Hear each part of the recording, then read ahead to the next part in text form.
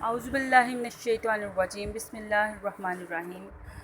اسلامیات لازمی کلاس 9 10 کی بک ہے یہ، پیج نمبر 49 اوپن کریں۔ اب آج ہم پڑھیں گے حدیث نمبر 2۔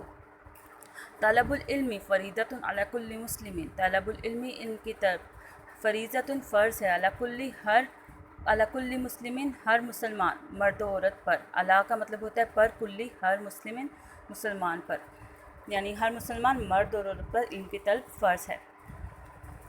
اب پہلے ہم بات کرتے ہیں کہ علم کیا ہے، علم کا مفہوم کیا ہے۔ لغوی معنی میں اگر ہم دیکھیں تو علم کا مفہوم، علم کے معنی جاننا، پہچاننا اور آگاہ ہونا کا ہے۔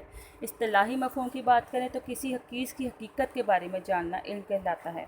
تو انسان کے لیے لازمی ہے کہ اسے اس بات کا علم ہو کہ اس کا خالق اور مالک کون ہے، اس کائنات اور زندگی کو پیدا کرنے کا مقصد کیا ہے، اس کو اس دنیا میں کیوں بھیجا گیا ہے۔ ان تمام چیزوں کا جاننا انسان کے لیے ضروری ہے۔ حقیقی علم یہ ہے کہ انسان سب سے پہلے اللہ تعالیٰ کی معرفت حاصل کرے۔ اس علم کو ہم دینی اور روحانی علم کہہ سکتے ہیں۔ اس کا حاصل کرنا ہر مسلمان کے لیے لازمی ہے تاکہ وہ اپنی زندگی اللہ اور اس کے رسول صلی اللہ علیہ وسلم کے بتائے ہوئے طریقوں کے مطابق گزار سکے۔ اور جس شخص کو یہ دینی اور روحانی علم حاصل نہ ہو وہ اللہ کے نزدیک جاہل ہے اور اس کی اللہ کے نزدیک کوئی قدر و منزلت نہیں۔ اس دینی علم کے علاوہ کچھ اور علوم بھی ہوتے ہیں جیسے سائنس، ریاضی، میڈیکل، انجینئرنگ، یعنی جو سب علوم و فنون ہیں جو آج کل ہم پڑھتے ہیں بکس، یہ بھی انسان کے لیے سیکھنا لازم ہے۔ تو ہم دیکھتے ہیں کہ غیر مسلم قومیں علم و فنون میں بہت زیادہ ترقی یافتہ ہیں، وہ دنیا پر حکومت کر رہی ہیں لیکن وہ دینی اور روحانی علم سے محروم ہیں۔ اس لیے دنیا میں امن اور سکون نہیں، اس لیے مسلمانوں کو چاہیے کہ وہ پہلے صحیح معنوں میں مسلمان بنیں، اپنے دین اور مذہب کا علم حاصل کریں، پھر جدید علوم و فنون، سائنس اور ٹیکنالوجی میں مہارت حاصل کریں۔ تو قرآن و حدیث میں بھی علم کی فضیلت اور اہمیت پر بہت زور دیا گیا ہے۔ قرآن مجید میں ارشاد ہوتا ہے قل ربی زدنی علما، یعنی اے نبی صلی اللہ علیہ وسلم کہو اے میرے رب میرے علم میں اضافہ فرما۔ ایک اور مقام پر ارشاد ہوتا ہے قل هل يستوي الذين يعملون والذين لا يعلمون، یعنی ان لوگوں سے کہیے کیا جاننے والے اور نہ جاننے والے برابر ہو سکتے ہیں۔ ایک حدیث میں ارشاد ہوتا ہے عالم کی فضیلت عبادت گزار پر اس طرح ہے جس طرح میری فضیلت تم میں سے کسی کم درجے کے آدمی پر ہے۔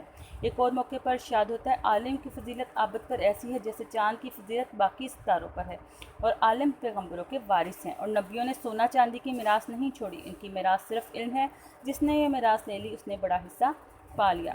اب علم کی اہمیت کا ہم اس واقعے سے بھی ظاہر کر سکتے ہیں۔ جب جنگ بدر کے موقع پر کفار کے قیدی فدیہ کی رقم ادا نہ کر سکتے تو حضور پاک صلی اللہ علیہ وسلم نے ان کے لیے رہائی کی شرط لگائی کہ وہ 10 مسلمانوں کو لکھنا پڑھنا سکھا دیں۔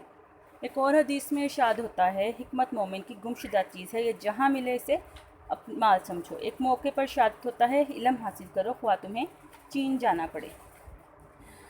اور پھر فرمایا پنگھوڑے سے لے کر قبر تک علم حاصل کرو۔ تو علم حاصل کرنا ہر مسلمان مرد عورت پر فرض ہے۔ اس میں ہم بات کریں گے آگے کہ انسانی فطرت کا بنیادی تقاضا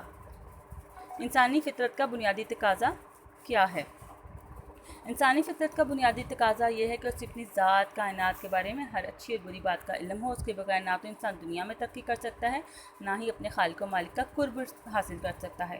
انسان کی اسی بنیادی ضرورت کے پیش نظر رسول پاک صلی اللہ علیہ وسلم نے اس حدیث میں علم کا حاصل کرنا ہر مسلمان مرد اور عورت پر فرض قرار دیا ہے۔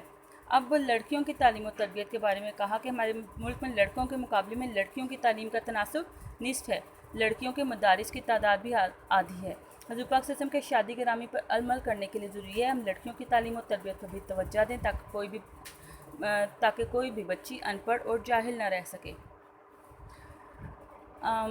اپنے فرائض سے آگاہی، یہاں ہم ہیڈنگ بنائیں گے فرائض سے آگاہ۔ انسان اس وقت تک اپنے مقام اور اللہ تعالیٰ کی عائد کردہ فرائض کو جان نہیں سکتا جب تک علم کی جستجو کی راہ پر گامزن نہ ہو۔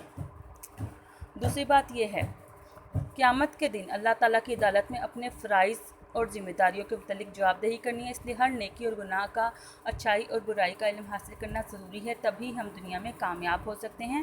یعنی اس میں ہیڈنگ بنے گی آخرت میں جواب دہی، اور آخرت میں بھی اللہ تعالیٰ کی عدالت میں سرخرو ہو سکتے ہیں۔ پھر اس کے بعد قرآن کی روشنی میں علم کی اہمیت میں آپ کچھ آیات لکھیں گے اور کہہ دو اے میرے رب میرے علم میں اضافہ فرما، اقرأ بسم ربک الذی خلق، پڑھ اپنے رب کے نام سے جس نے پیدا کیا۔ پھر کچھ حدیث آپ اس میں لکھیں گے تو اس کو تھوڑا سا آپ نے ڈیٹیل کر لینا ہے، بالکل چھوٹا سا پیراگراف نہیں کرنا ہے، ہیڈنگس کی صورت میں لکھیں گے۔ اور حدیث حدیث میں ایک اور بھی حدیث ہے کہ پہلے زمانے میں جب امام غزالی نے لکھا ہے کہ سب مسلمانوں کے لیے ضروری ابتدائی فرائض کا علم حاصل کرنا فرض عین ہے، لیکن ہر بستی میں کم از کم ایک ایسا عالم دین ہونا چاہیے جو اسلامی فنون کا علم و فنون کا ماہر ہو، تاکہ لوگ مشکلات میں اس سے رہنمائی حاصل کر سکیں۔ ٹھیک ہے، اس میں آپ نے قرآن و حدیث کی روشنی میں اور قرآن کی روشنی میں بھی ان کی اہمیت لکھنی ہے، حدیث کی روشنی میں بھی، اور باقی اس پیراگراف کو ہیڈنگس کی صورت میں کر لینا ہے۔